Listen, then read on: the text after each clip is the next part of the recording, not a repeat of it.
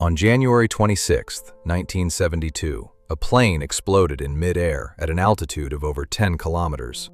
27 people on board died. Only one person survived, a 22-year-old flight attendant. And the most unbelievable part of this whole story, she wasn't even supposed to be on that flight. This is a confirmed Guinness World Record, the highest fall survived without a parachute in recorded history.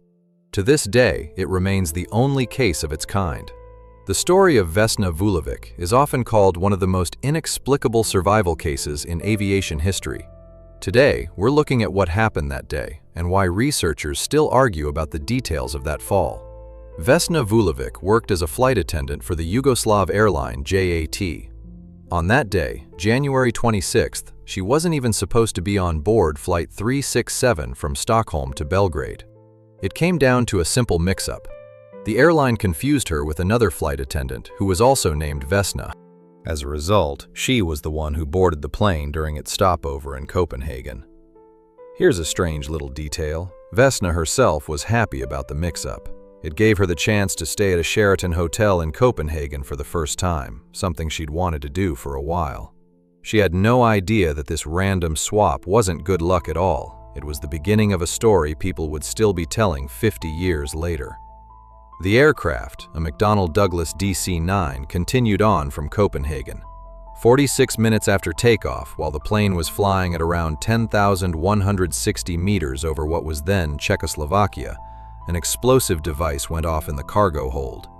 The plane broke apart in mid-air. A Croatian nationalist group later claimed responsibility for the bombing, but no one was ever arrested. No one was ever officially found guilty.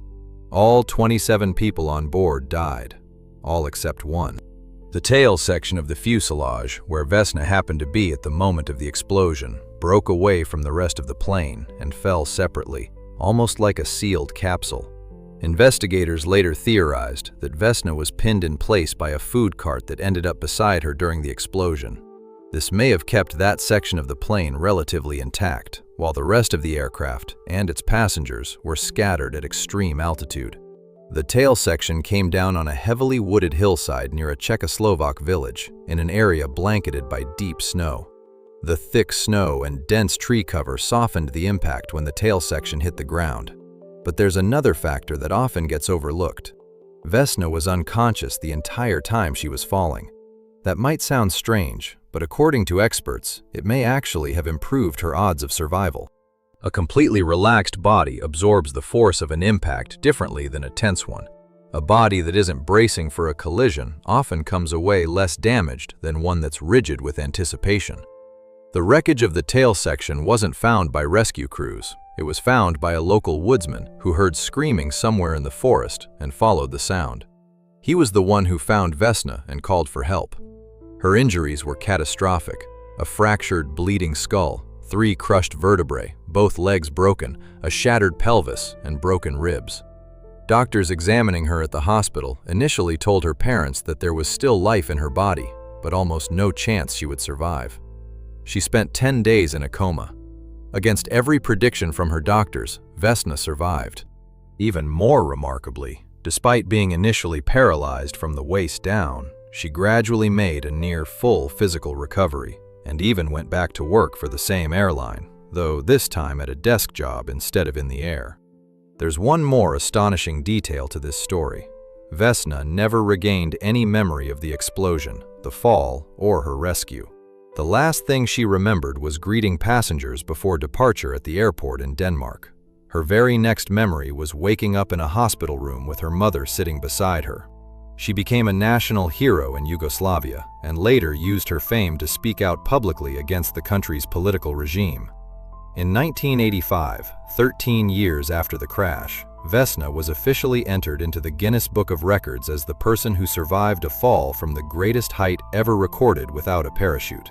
That record still stands today, more than 50 years later. Not long before her death in 2016, Vesna joked about it herself, saying nobody ever expected her to live this long. And here's where the story takes its most unexpected turn. Despite the officially recorded number, some independent researchers and aviation journalists have spent decades trying to double-check the details of that day. especially the actual altitude at which the explosion occurred. Their argument is simple. The more precisely you try to reconstruct the details of any extreme story, the more often you find that reality differs, at least somewhat, from whatever became the widely repeated official version. And really, does the exact number, 10,000 meters, matter that much, when the sheer fact of surviving a disaster like that already sits right at the edge of what seems physically explainable? Either way, one fact remains undisputed.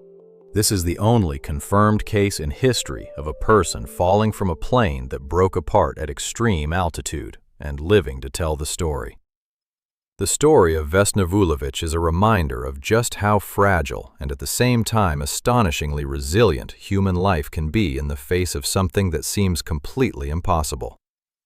If you enjoyed this journey into one of the most incredible survival stories ever recorded, subscribe. There are many more stories like this coming. And let me know in the comments, which story should I dig into next?